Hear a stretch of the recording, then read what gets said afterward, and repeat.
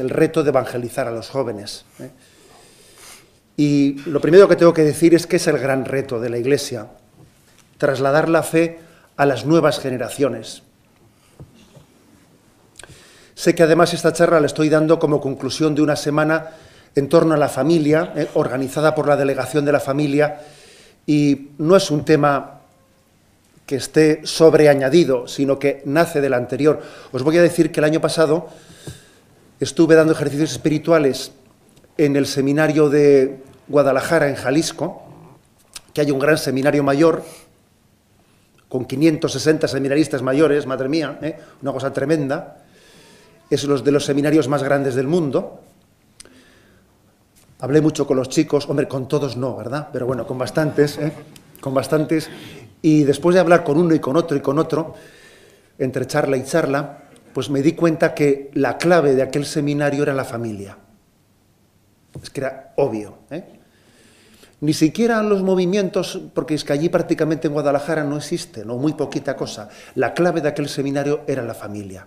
Te dabas cuenta que todos ellos eran hijos de familias mexicanas humildes, trabajadoras, numerosas, y por eso que la pastoral familiar está íntimamente ligada después a la pastoral juvenil y a la pastoral vocacional, como es lógico. La Iglesia tiene una gran preocupación en la transmisión de la fe a las nuevas generaciones y los obispos tenemos preocupación por ello. Y muchas veces hablamos entre nosotros de la situación de la pastoral juvenil y nos acordamos de ese Jesús que al ver la multitud pues sufría y sentía lástima porque les veía como ovejas sin pastor. Y a las ovejas jóvenes se les ve especialmente sin pastor. Y padecemos y sufrimos con Cristo y también nos alegramos de ver las alegrías que muchos jóvenes dan al corazón de Cristo. Os voy a decir que en Palencia una de las cosas principales que el Señor me permitió hacer, yo creo que la principal, es lo que yo creo que puedo decir, solamente por eso pudo merecer la pena ser obispo de Palencia 3 años, pues fue hacer la adoración perpetua. Y yo tenía un turno en la adoración perpetua la noche del sábado al domingo. Me parece que el turno mío era de 3 a 5 de la mañana. Y claro, en esa noche del sábado al domingo, como la capilla de la adoración está muy metida en el centro de Alterne, digamos de Palencia, por mucho que Palencia sea un sitio bastante tranquilo, al final el ambiente joven de la noche es bastante parecido al de Barcelona o al de un barrio de Madrid o al de Zumárraga o al de Palencia, ¿sabéis? Y uno estaba dentro de la capilla, a veces a esa hora prácticamente solo, y oía el rugido de los grupos de juventud que a esas horas iban para un sitio y otro, y te impresionaba, ¿no?, saber que tú estabas delante del Señor y que todos esos jóvenes estaban fuera y que, a tenor de lo que uno podía oír, un tanto tocaditos, ¿no?, un tanto tocaos, y al Señor le preguntabas, ¿no?, y Señor, y yo a esos, ¿cómo les hablo de ti? ¿Cómo puedo llegar a ellos, no? ¿Qué me dices de ellos? ¿Y qué les digo de ti? Y yo creo que esos ratos de oración, cuando uno oía cerca, no muy cerca, a pocos metros, ¿no?, de la capilla, pues ese ruido de la noche, es un diálogo entre la Iglesia y su esposo, que le pregunta por los jóvenes, y también el Señor nos pregunta a nosotros, oye, ¿y qué hay de esos que están fuera? ¿Y qué piensas hacer? También el Señor te devuelve la pregunta, tú se lo preguntas a Él y Él te la devuelve.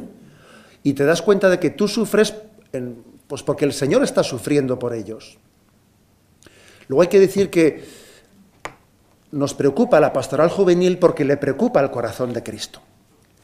Bueno, voy a hacer una pequeña, breve, si soy capaz, exposición sobre la situación de nuestra cultura en la medida que afecta al mundo joven. Una breve descripción. A veces cuando uno va a describir la situación, se suele decir, bueno, pero ¿qué vas a hacer? ¿Una descripción optimista o pesimista? Y yo creo que no es cuestión de estar perdiendo el tiempo con esos términos, ni optimista ni pesimista. El optimismo no puede ser sinónimo de estar ciego, o sea, no podemos dejar de ver un problema serio que tenemos, y tampoco admitimos un pesimismo propio de quien no confía en que para Dios siempre es un tiempo de gracia. El hecho de que describamos las cosas con dureza No quiere decir que tengamos añoranza de otros tiempos, porque vivimos con alegría y con paz en este momento duro, en medio de las dificultades. Hay una frase de Benedicto XVI en la encíclica Spe Salvi que dice: solo cuando el futuro es cierto se hace llevadero el presente. Y el momento que vive la Iglesia es duro, es difícil, pero como el futuro es cierto, como sabemos que el corazón inmaculado de María tiene su triunfo, ¿no?, plenamente preparado, pues vivimos con confianza y con esperanza el momento presente. Bueno, decir una cosa antes de meternos a hablar, decir que, fijaros bien, que el término de pastoral juvenil es un término bastante reciente en la historia de la Iglesia. Puede tener como mucho 2 siglos. Durante 1800 años la Iglesia no hizo pastoral juvenil. Sencillamente, pues se limitaba a hacer la iniciación cristiana para todo el mundo y se suponía que cuando alguien terminaba la iniciación cristiana había pasado ya a ser adulto y ya estaba, ¿no? Pero con motivo de la revolución industrial aconteció que los problemas de un joven en un ambiente de un suburbio industrial eran como unos problemas enquistados que le impedían, ¿no?, le impedían superar esa etapa, y parece que se cronificaba en esos problemas. Y entonces San Juan Bosco fue quien comenzó a trabajar de una manera específica con los jóvenes. Eso nació así, de esa forma. Pastoral juvenil, decimos. También es verdad que no conviene generalizar. A la Iglesia no le gusta hablar de los jóvenes, ¿no? Le gusta hablar de el joven con nombre y apellidos, porque no es prudente meter a todo el mundo en el mismo saco, ni la sociología es una ciencia que sirve, pero no del todo, para la vida de la Iglesia. Pero es verdad que existen ciertos influjos culturales que condicionan mucho a los jóvenes de una manera común o conjunta. Pero hay que decir que quizás no sea para tanto, porque en un tiempo se habló de la ruptura generacional, como si entre los adultos y los jóvenes hubiese habido un crack en la transmisión, y hoy en día nos damos cuenta que en realidad los síntomas de la juventud son los síntomas de la sociedad en general. O sea que yo creo que hace unos 20 años se habló mucho de una ruptura generacional y hoy en día hay que decir que, bueno, pues que de un catarro ha venido una neumonía, pero básicamente del catarro viene la gripe, pero está bastante generalizado esos síntomas, no solo en los jóvenes, sino en toda la sociedad, incluida también la tercera edad, que aquí igual no se escapa nadie de esos síntomas conjuntos.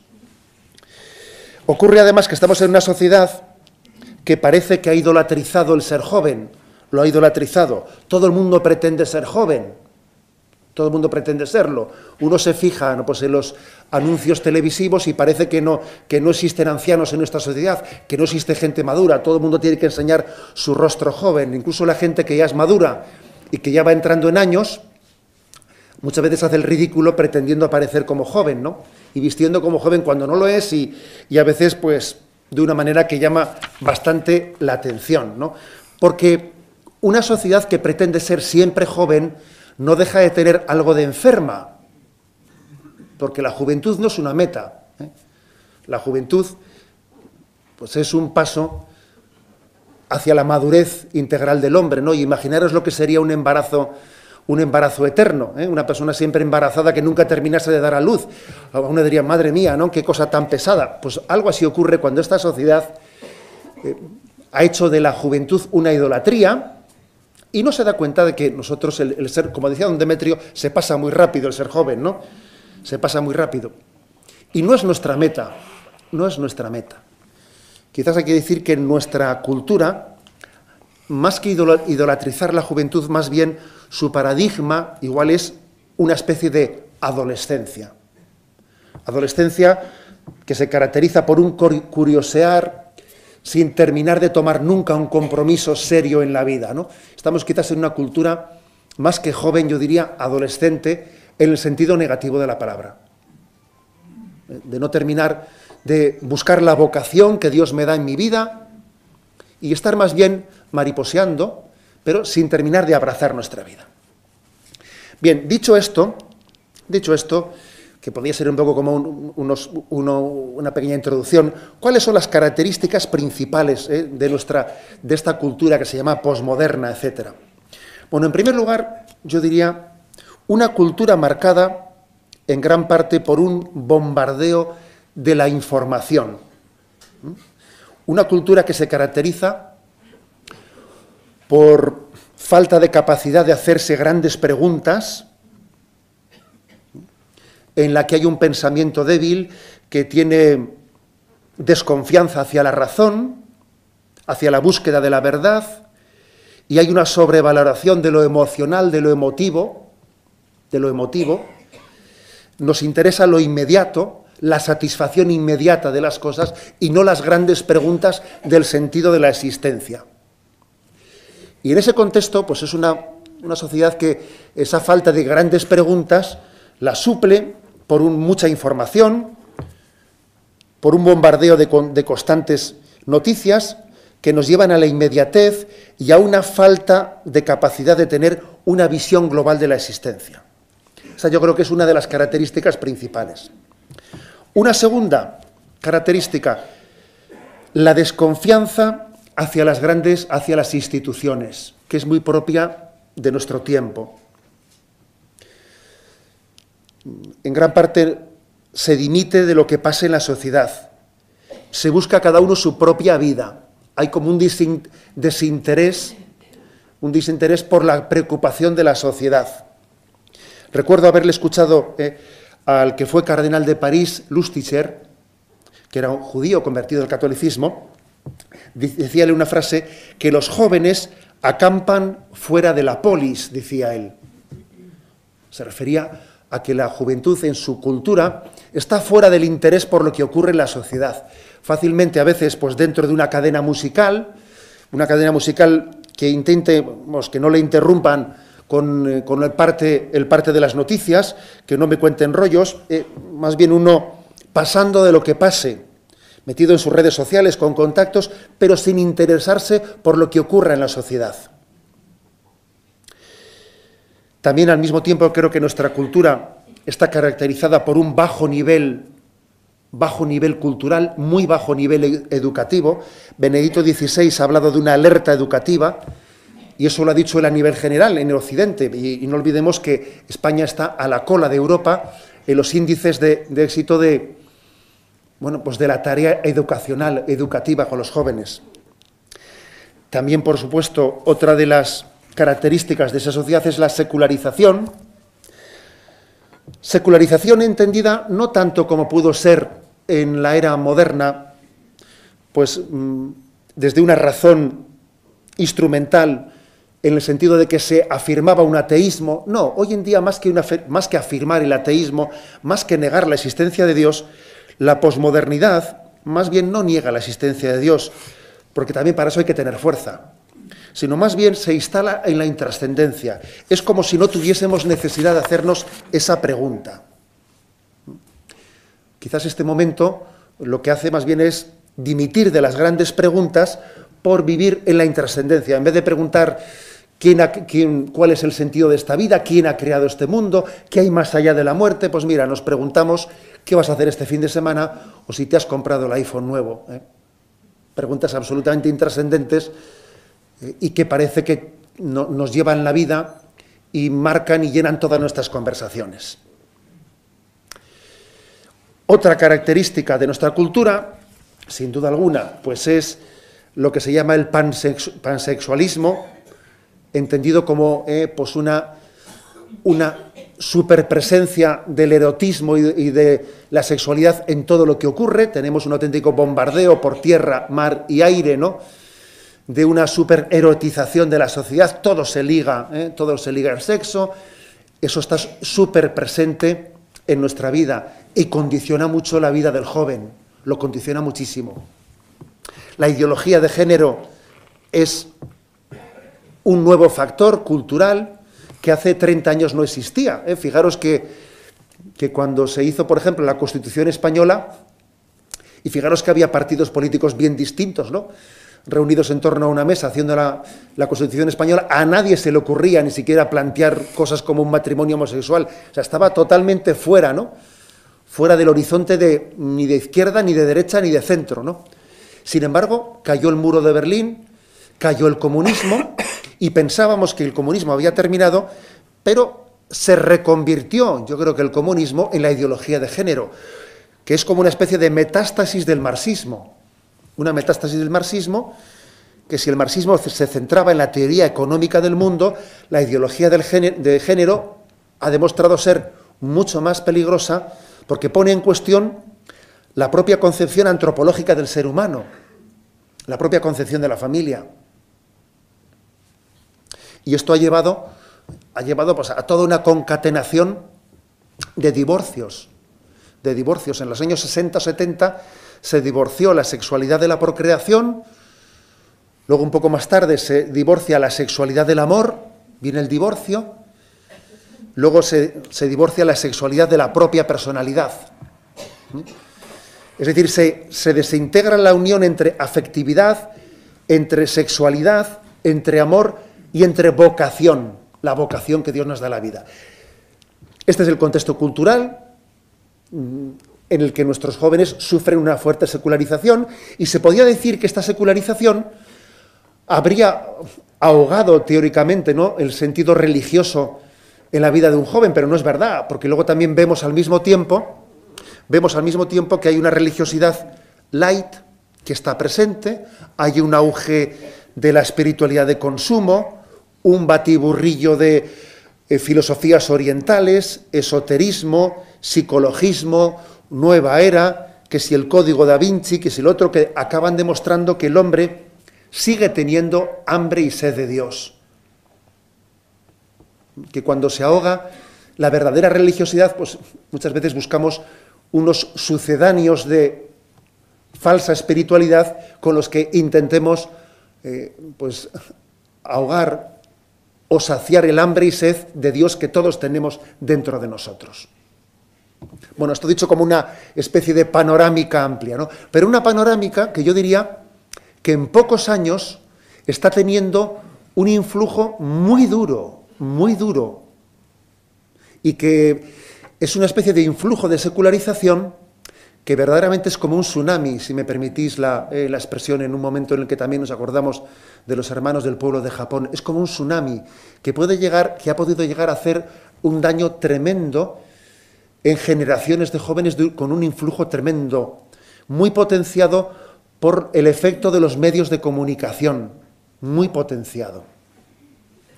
Y creo que en pocos años se ha producido un efecto de un influjo muy grande en el pensamiento, en los valores de la sociedad española y de una forma muy especial en los jóvenes. Por ejemplo, sabéis que la Fundación Santa María suele publicar algunos datos en los que se va tomando el pulso de cuál es la sensibilidad y los valores de la juventud española. Y podemos decir que en 5 años se ha pasado del 69% al 50% el número de los jóvenes que afirman en España creer en Dios. Claro, que en 5 años haya un descenso de un 19%, la verdad es que hay que decir que es un proceso de aceleración verdaderamente artificial el que se ha producido entre nosotros, que no es una secularización natural, sino que es verdaderamente inducida. Os puedo decir que cuando un obispo sale de España y se encuentra con otros hermanos obispos, bien sea en Roma, en otros lugares, muchos obispos le preguntan a él, ¿qué pasa en España? Porque somos conscientes de que España ha sido elegida a veces como una especie de campo experimental para introducir pues todo un proceso, toda una ingeniería artificialmente diseñada pues de secularización express. Y es verdad que se pueden dar datos como esos de un descenso de creencia muy fuerte en los últimos años. Pero también voy a decir como datos esperanzadores, que en estas mismas encuestas se ve que aunque el influjo de secularización está siendo muy grande, se ve que la religiosidad natural sigue existiendo.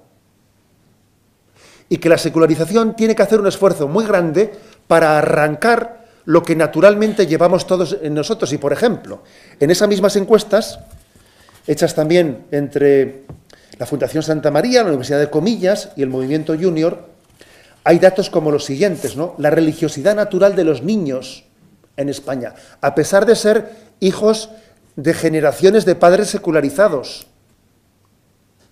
como son los niños actualmente de 9, 10 años, 11 años, ¿no? Sin embargo, 4 de cada 5 niños en España rezan diariamente. Y eso es sorprendente, siendo hijos como son de generaciones secularizadas. 2 de cada 3 niños van a misa ocasionalmente. 2 de cada 5 niños van a misa semanalmente en España. Y eso demuestra que hay una religiosidad natural, que tiene que ser violentada para poder secularizarla. Más aún, os voy a dar unos datos que son sorprendentes sobre la posible vocación a la vida, a la vocación sacerdotal, a la vocación religiosa, a la vocación consagrada. Según este estudio de la Fundación Santa María, el 5,2% de los jóvenes entre 15 años y entre 24 años se han planteado alguna vez en su vida ser sacerdotes o religiosas. Uno dice, es poco, es el 5,2%. Hombre, son 350.000. Como hubiesen respondido todos que sí, no entraban, ¿no? Vamos a decirlo. El 0,5% de los jóvenes entre 15 años y 24 años no solo se lo han planteado, sino que lo han comentado con sus padres, que ya es planteárselo bastante en serio, ¿no? Es poco, 0,5%, pero son 40.000. Si llegan a haber entrado todos, no sé qué hubiese ocurrido. Quiero decir con esto que también estos datos sociológicos sorprenden. Secularización hay mucha, pero existe una religiosidad natural que hay que violentarla muchísimo, para poder arrancar el alma cristiana de los jóvenes españoles o del pueblo español. Estamos viviendo, yo diría, un proceso que es curioso. También en esta misma encuesta se demuestra que la opinión de los jóvenes sobre la Iglesia es una opinión dura, pero en la encuesta hay un dato muy interesante, y es que es muy distinto el joven que opina sobre la Iglesia habiéndola conocido, habiendo tenido experiencias directas, del joven que opina sobre la Iglesia sin haber tenido una experiencia directa con ella. O sea, que tiene una imagen virtual de la Iglesia más que directa. Como os podéis imaginar, la imagen de estos segundos es muchísimo más negativa que la imagen de los primeros. En esa encuesta se demuestra que a menos conocimiento directo de la Iglesia hay una imagen mucho más negativa. Y el joven, cuanto más ha conocido la Iglesia y más ha participado en ella, tiene una imagen mucho más positiva.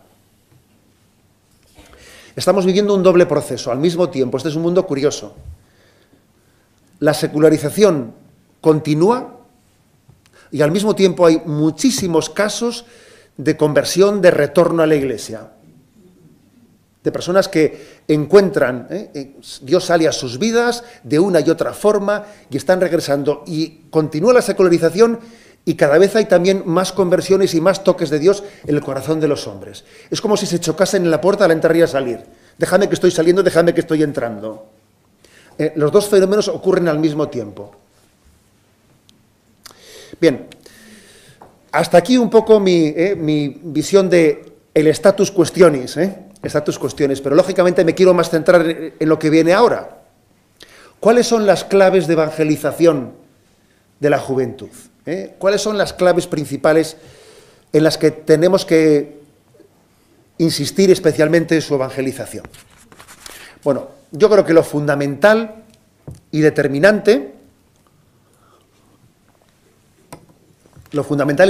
es creer de verdad que los jóvenes necesitan a Jesucristo para ser felices y creer de verdad que Cristo busca a los jóvenes.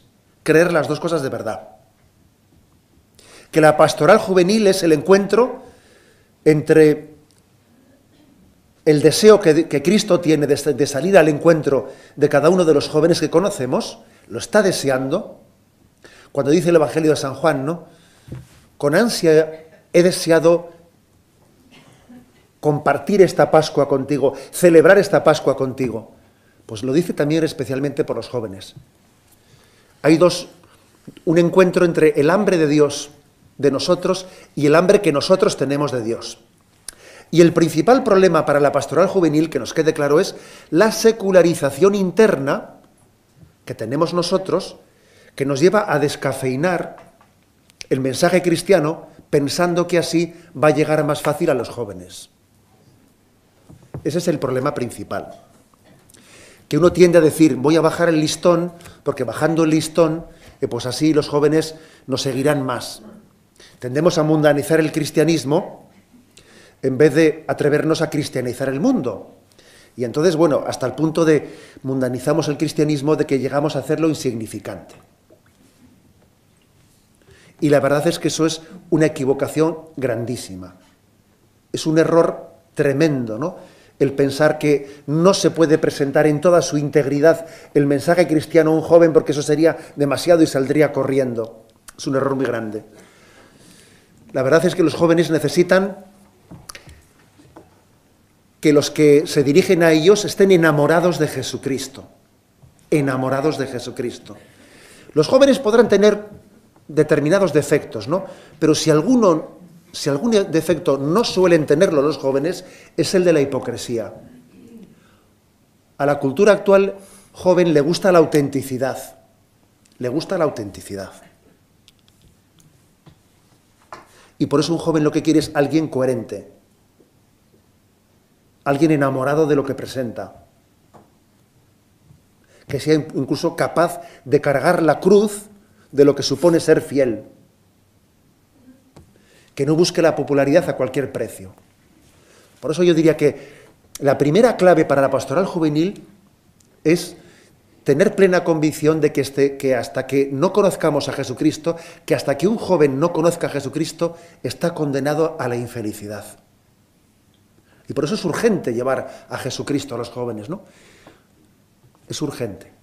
En segundo lugar, yo creo que la segunda clave de la pastoral juvenil es el acompañamiento personal. El valor del tú a tú. Muchos sacerdotes, yo creo que todos los sacerdotes que estamos aquí, sabemos bien que lo mejor de nuestra vida, las páginas de oro de nuestro sacerdocio, no han tenido lugar en momentos como este que estamos viviendo. En una charla así, no. Las páginas de oro de nuestro sacerdocio han tenido lugar en confesiones determinadas, en encuentros personales, en visitas domiciliarias, en las que ha sido determinante la gracia de Dios. Por eso la clave de la pastoral juvenil es el acompañamiento espiritual. Por cierto, esto me da pie para decir, ¿no?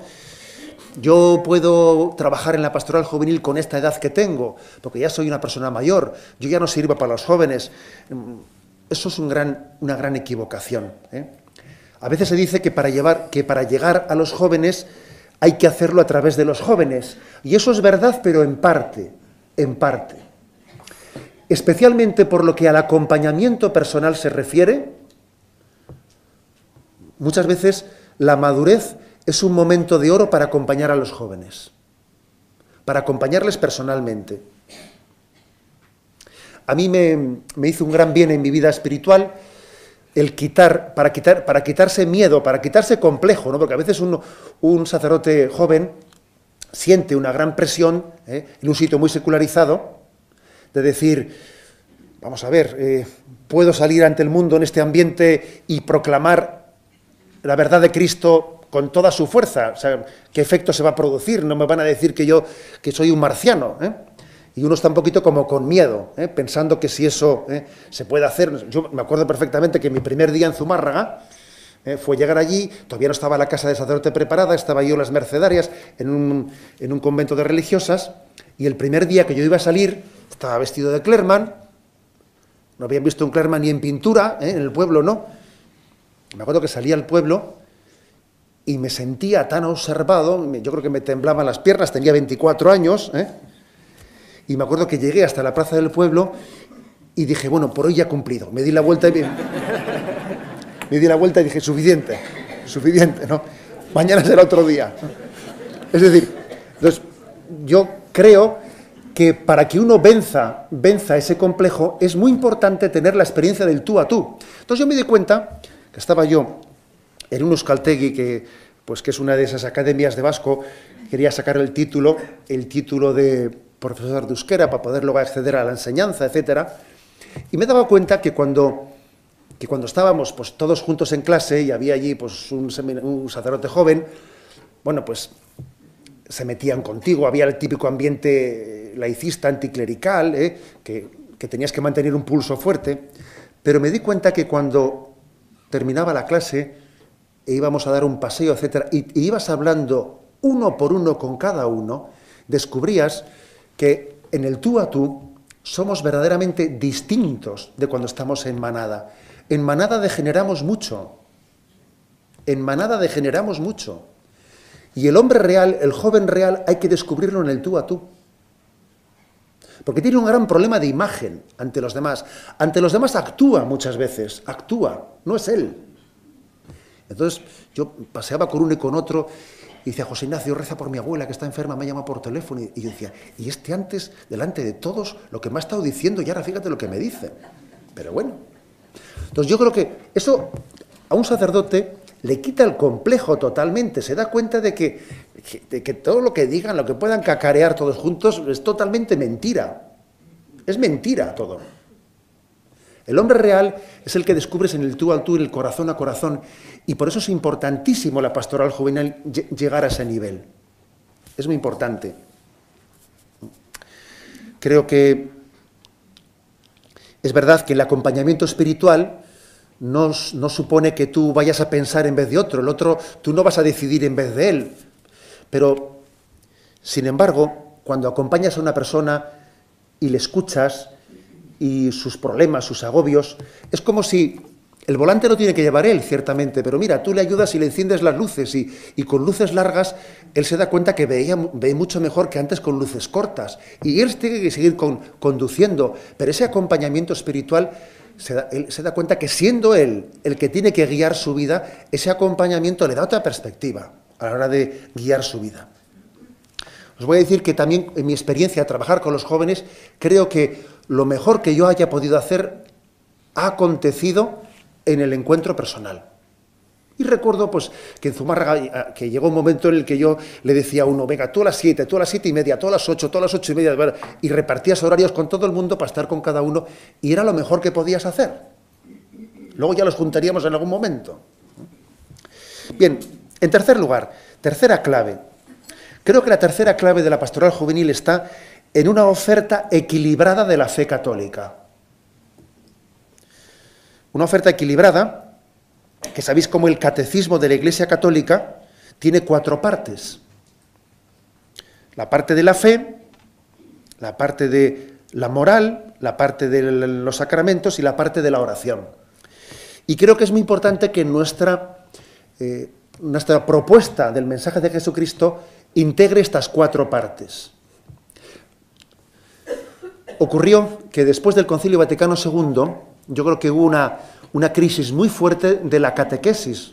No sé si habéis oído hablar de una conferencia que pronunció el entonces cardenal Ratzinger en París, allá por el año 80, no exactamente, yo creo 84, 85, 86, no estoy seguro, en la que él habló de la crisis de la catequesis en el posconcilio y cómo había ocurrido un momento en el que se había intentado catequizar, pero sin contenidos, más bien renunciando a los contenidos y únicamente intentando tener una catequesis que pretendía transmitir experiencias o suscitar experiencias en los niños, en los jóvenes, renunciando a transmitir contenidos. Y claro, eso es un gran error. No se puede disociar el contenido de la transmisión de la fe de la experiencia. Ciertamente, la fe, la doctrina sin experiencia no resulta sabrosa para el corazón del hombre, pero la experiencia sin doctrina es vacía de contenido. Y él habló de la importancia de tener una catequesis equilibrada. De ahí vino, después en el sínodo posterior, la decisión del Papa Juan Pablo II de escribir el Catecismo de la Iglesia Católica, que yo creo que solamente por eso nuestro querido Juan Pablo II pues, pasará a la historia, pues porque ha hecho un servicio inmenso en un tiempo de secularización, de dar a luz un catecismo como ese, esplendor de la verdad. Y me parece importante que estos 4 aspectos estén integrados en la catequesis que dirijamos a los jóvenes. Porque si se hace una catequesis demasiado apoyada en el aspecto de la moral, unilateralmente apoyada en el aspecto de la moral, pues presentaremos a los jóvenes un cristianismo moralista que les resultará repelente, porque parece que va a quitarles su libertad. Si les presentamos un cristianismo unilateralmente presentado en torno a la liturgia de los sacramentos, les parecerá un ritualismo vacío. Si les presentamos un cristianismo meramente de conceptos dogmáticos, les parecerá algo abstracto. Si les presentamos un cristianismo unilateralmente en cuanto a experiencias interiores, también qué importante es el mensaje equilibrado en la presentación de la verdad católica. Y que a nuestros jóvenes, aunque tengamos que hablarles a su nivel, les hablemos de todo. A un joven, es verdad que quizás habrá que hablarle en su nivel, en su lenguaje, pero de todo. No pensando que hay determinadas verdades que están vetadas para los jóvenes. Pensando, por ejemplo, que del más allá de la muerte no se le puede hablar a un niño o a un adolescente, a un joven. Cometemos grandes errores cuando se quedan lagunas en la presentación de la fe. Y esas grandes lagunas hacen que después el cristianismo le resulte incoherente o no termine de cuadrar plenamente el puzzle de toda la verdad católica. En cuarto lugar, otra cuarta clave, el ofrecer a los jóvenes espacios de comunión y de encuentro, que creo que lo necesitan. Lo necesitan mucho. Espacios de comunión y de encuentro. Se ha pasado en las últimas décadas de una cultura joven que antes era muy amante de lo asambleario, muy amante del grupo, que parece que el sacerdote, pues en aquellos años, ¿no? Los años 70, así, lo que estaba acostumbrado es que le viniesen los jóvenes y todo lo querían hablar de todo en grupo, en asamblea, discutirlo todo, hablarlo de todo, esa era aquella cultura de ese momento. Hoy en día de eso nada. Hoy en día más bien la cultura es individualista. El joven no habla delante de los demás. En todo caso habla delante de Internet, se pone allí y habla con no sé quién, y él lo sabe, ¿eh? Su intimidad la abre con las redes sociales. Y te dice, tengo 140 amigos, ya, estás más colgado que no veas tú, ¿eh? En el 20 tienes ahí 140, pues estás totalmente colgado en la vida, ¿eh? Es curioso, ¿no? O sea, que en pocos años se ha pasado de una cultura como muy colectivista y muy con deseo de hablar de todo en conjunto, ¿no? Y todo, ¿eh? Se ha pasado a un aislamiento muy grande en la cultura. El efecto Internet también nos ha aislado mucho. Entonces creo que, me parece que la pastoral juvenil tiene que ofrecer una alternativa a una soledad que es mortal, humanamente mortal y espiritualmente mortal, el aislamiento. Origen de muchos complejos, origen de muchas dudas, de muchas desorientaciones. Hay mucha soledad en el corazón del joven, mucha soledad.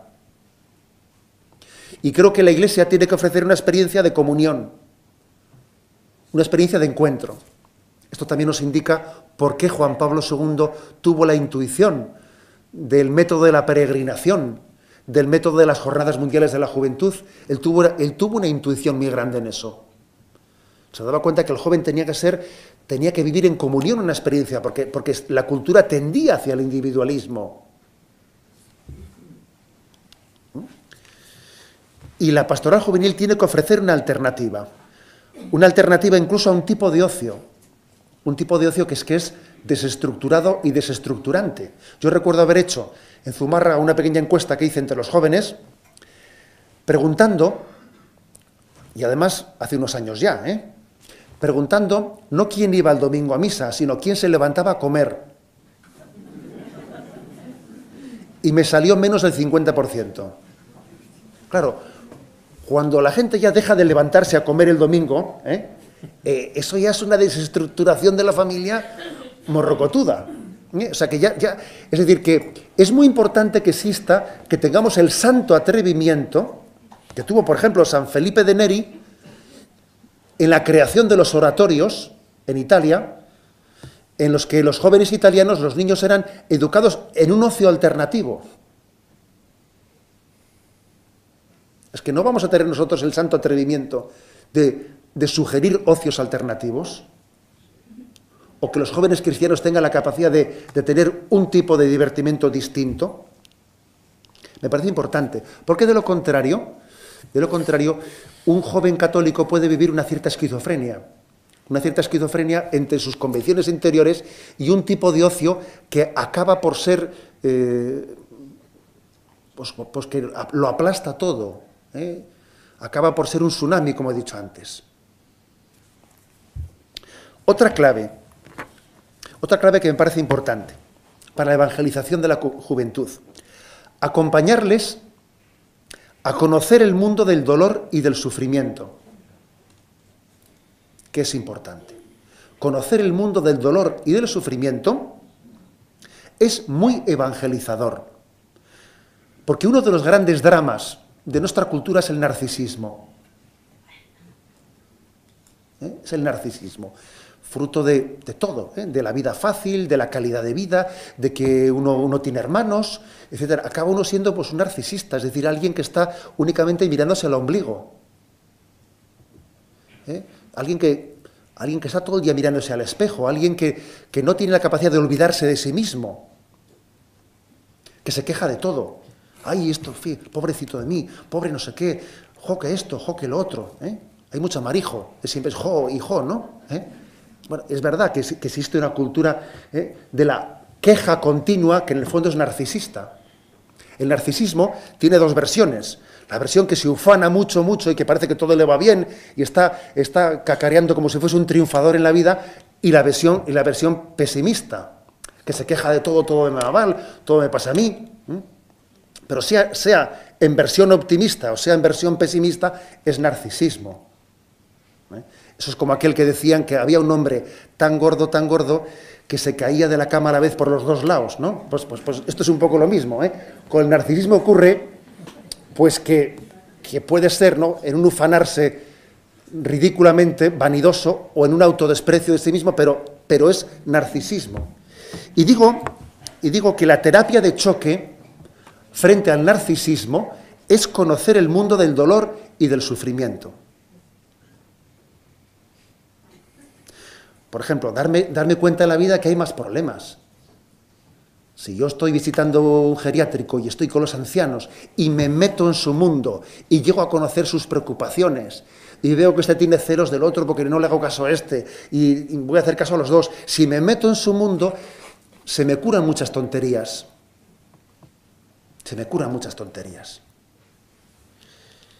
Y si más tarde el día de mañana, cuando ya sea un joven un poco más adulto, pues puedo ir a una experiencia a Calcuta y veo lo que ocurre en Calcuta, pues vas a ver tú cómo me va a dar vergüenza de mí mismo de muchas cosas. Recuerdo nuestra adolescencia, yo no sé si estaban nuestros padres en aquellos años, que me imagino que todos tenemos años tontos en la adolescencia, estarían un poco hartos de nosotros, los padres, y me acuerdo que hubo un fin de semana que nos dijeron: vamos a ir este fin de semana al psiquiátrico y os vamos a llevaros a Mondragón a ver el psiquiátrico. Y me acuerdo que, bueno, nos quedamos un poco sorprendidos de esa salida de los padres, pero me acuerdo que yo no sé cómo se les pudo ocurrir tal cosa, ¿no? No sé si yo tendría 12 años o 13, pero recuerdo haber sentido también como una auténtica terapia sanadora, de ver los problemas reales de la vida y me voy a dejar de tonterías porque verdaderamente desde la realidad de la vida somos sanados. La cruz redimensiona los problemas de la vida, los redimensiona. Creo que esto tiene que formar parte de la evangelización. Como también forma parte de la evangelización una metodología sacrificada. Las peregrinaciones sacrificadas, en las que uno, pues renunciando a muchas cosas, se sorprende de sí mismo porque es feliz. Yo me acuerdo que cuando he hecho campamentos de niños, en la parroquia, pues los niños van allí, se olvidan de sí mismos, son generosos, comen de todo, no sé qué, y luego cuando vuelves, claro, los padres se quedan sorprendidos, ¿no?, de que los niños con esa metodología sean tan generosos, no se quejen de nada, coman de todo. Y claro, te viene una madre y te dice: oye, José Ignacio, ¿no podíais hacer un campamento cada 2 o 3 meses? Dice, porque se da cuenta que tiene que haber una metodología exigente. Recuerdo, por ejemplo, que cuando fuimos a las Jornadas Mundiales de la Juventud en Czestochowa, que eran también pues un momento histórico, había caído el muro de Berlín y de repente podíamos ir al este, y claro, todavía aquellos pueblos con el comunismo recién caído vivían una pobreza tremenda. Me acuerdo que con los jóvenes que fuimos de San Sebastián, fuimos un par de autobuses, y intentando también educarles a los chicos pues en una forma austera, habíamos llevado toda la comida desde San Sebastián, para que fuese más, incluido el pan para 15 días. Y entonces el pan lo habíamos metido en bolsas de plástico, que además el pan nos lo habían regalado una empresa de la que sobraba y no se vendía en San Sebastián. Habíamos metido en bolsas de plástico y se quedaba todo hecho una goma. Lo cortábamos en rodajas, para que así... Y los chicos se pensaban que estaban haciendo una auténtica proeza, ¿no? Yo cuando vuelva esto lo voy a contar a mi abuela que cómo he comido el pan de 15 días. Y llegamos a Polonia y recuerdo que los chicos polacos, que habían vivido una pobreza y tenían todavía allí un pan duro, negro, que era tremendo aquello, cuando veían nuestro pan, venían y nos pedían pan del nuestro, porque les parecía impresionante el pan que teníamos, Entonces nuestros jóvenes decían: pero nos están pidiendo el pan del nuestro, ¿no?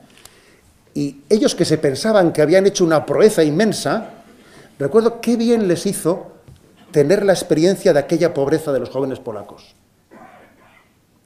Es decir, el mundo del dolor y del sufrimiento, de una y otra manera, es necesario totalmente, y del sacrificio, y de la austeridad, y de saber lo que es la cruz, es que es necesario para evangelizar a los jóvenes.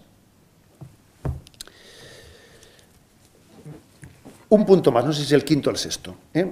Educación en profundidad en el amor humano. Esto es muy importante también para la evangelización.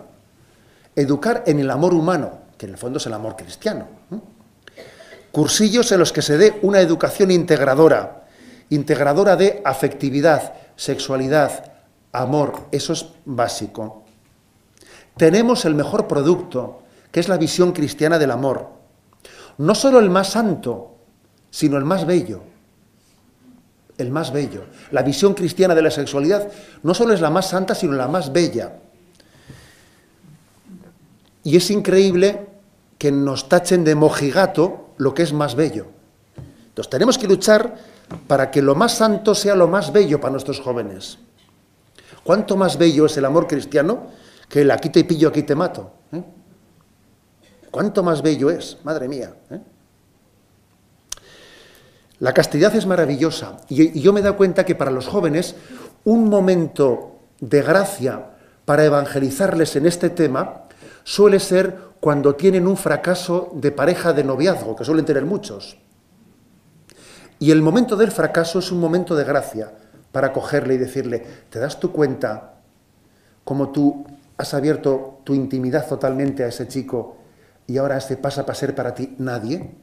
Y te has dado totalmente a alguien que ahora no es nadie, y es un momento de gracia para hablarle a esa persona. Bueno, entonces yo creo que es importante educar desde la escuela católica, desde las parroquias, en la visión cristiana del amor, porque solamente así educamos en la capacidad de donación al prójimo. Y por último, voy a tener el atrevimiento, que ya sé que es un poco atrevido lo que voy a decir, de hablar de la combinación de 3 métodos pastorales. Digo que es muy atrevido lo que voy a decir porque voy a coger 3 figuras, anda que no dejo yo, al coger 3 figuras, montones de figuras las dejo a un lado, Pero me atrevo a coger 3 figuras que son las siguientes, que suman 3 métodos pastorales.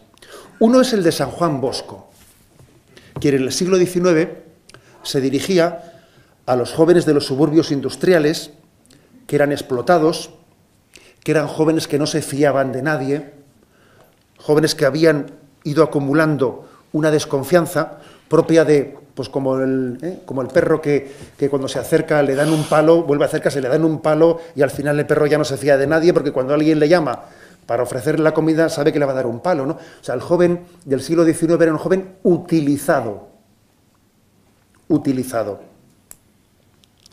Y frente a esto, San Juan Bosco tuvo un tipo de pastoral juvenil especialmente compartiendo el tiempo con ellos, invirtiendo tiempo en ellos, dándoles cariño, dándoles confianza, fiándose de ellos. No sé si habéis visto la película esa película bastante larga, que son casi 3 horas y media, de San Juan Bosco, que es una maravilla de película, en la que él tiene un método pastoral en el que apuesta por los chicos, se arriesga incluso apostando por los chicos, pero claro, pones en su mano ciertas cosas y te la pueden jugar, porque te la pueden jugar. Pero claro, para que un corazón de un joven que ya no se fía de nadie pueda fiarse de Cristo, tiene que notar que alguien le quiere y se fíe de él. Porque si nadie tiene la experiencia de que yo me fío de ti, él no terminará de fiarse del Señor. Entonces es la capacidad de compartir con los chicos tiempo. Y qué importante es que los sacerdotes, y especialmente los más jóvenes, inviertan tiempo en coger la mochila, irse al monte con ellos, tener tiempo, tener paciencia, escuchar muchas bobadas para luego, entre col y col, meter lechuga y presentar a Jesucristo. Y hay que hacerlo. Y ese método es el método que yo creo que sigue teniendo actualidad 2 siglos después. El segundo método, doy un salto, ¿no?, mortal y paso al siglo XX, yo creo que es el de Juan Pablo II. Juan Pablo II se dirigió a un joven muy distinto, a un joven en el que ya habían terminado las guerras, el periodo de guerras, y un joven que vivía un bienestar económico bastante grande. Y ocurre que cuando tenemos el estómago lleno, fácilmente nos olvidamos de Dios, porque suele ser así. Vivimos bien, vivimos cómodamente y tendemos a olvidarnos de Dios. Los horizontes espirituales desaparecen. En los encuentros de jóvenes subrayó mucho el género testimonial en las jornadas mundiales, que los jóvenes también se escuchen cómo otros se han convertido, se han encontrado con el Señor. Porque las teorías a veces pues, pueden convencer, pero los ejemplos arrastran. Los ejemplos arrastran. Y creo que ese fue el método pastoral de Juan Pablo II, el método testimonial.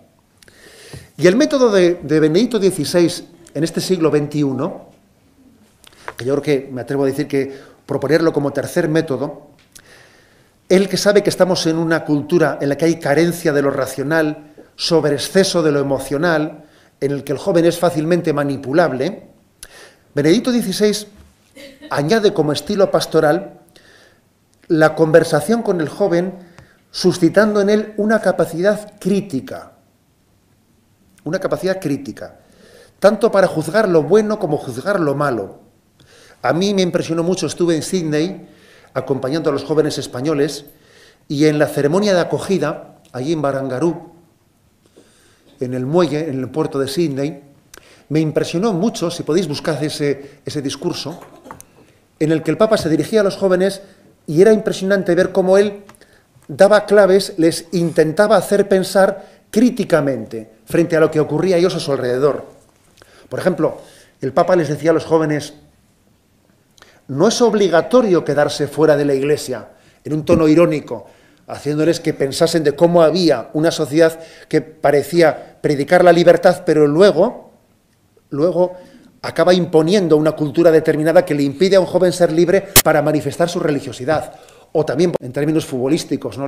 Algunos pretenden que en la partida de la vida Dios se quede en el banquillo sin jugar este partido. Dios no se puede quedar en el banquillo.